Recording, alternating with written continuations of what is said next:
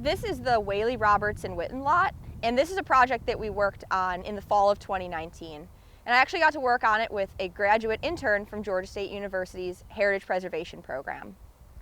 One of the residents here is Jack Robertson, and he was a headmaster at the Westminster School.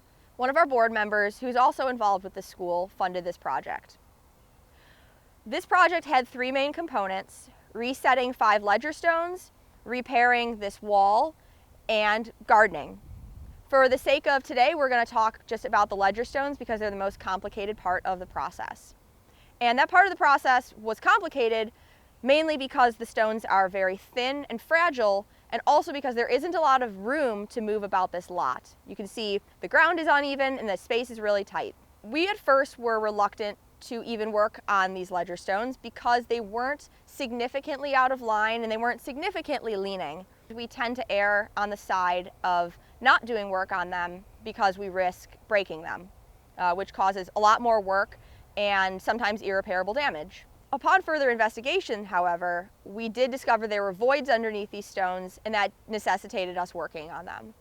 So the process for moving these stones out of the way involved setting up an A-frame. After setting up the A-frame, we constructed a set of wooden tracks and used rollers, metal rollers like this, to roll each ledger stone out of its position because they are very heavy. They're difficult to just lift by hand. And then we hoisted the stones up and carefully leaned them on the A-frame. We did that for each of the stones with putting a wooden slat in between them in order to keep them from scratching each other and keep them separated. So after we had gotten all the ledgers out of the way, we had to prep the ground that did have the sinkholes underneath it.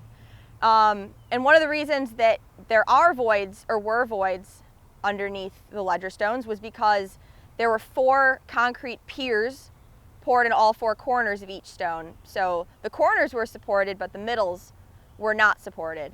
And this is a recipe for disaster for ledger stones because they do tend to break in the middle when there is no support for them.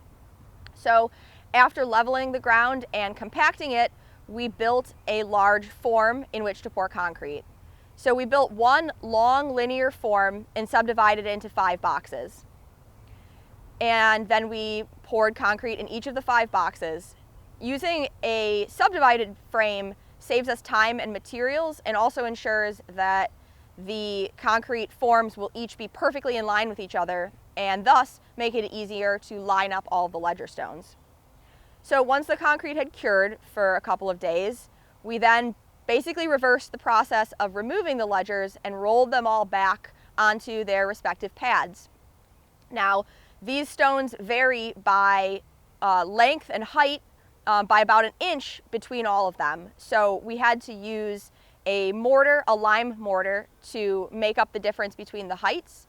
And then we lined them up at the head, and if you are to look at them closely, you'll notice that there are slight differences in their size, which you'll see at the foot, but not at the head because the head is where we lined them up.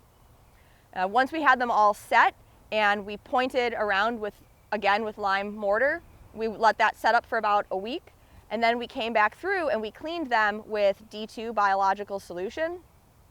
Now, even though these stones aren't very old, because they are flat, they tend to accumulate water, and because they're underneath a lot of trees, they get dirty and stay dirty. So these actually are about as dirty as something that could be much older because of their location. I really enjoyed working on this project, partly because I got to work with an intern from Georgia State, and I think that a hands-on project like this is a great way for students to understand preservation in the real world. I also really enjoy working on large-scale monuments like these ledger stones and having to do so in a creative way. We couldn't get a lot of big equipment in here, so we had to get creative and use pretty low-tech strategies for moving them. And I always think that's a fun way to do things.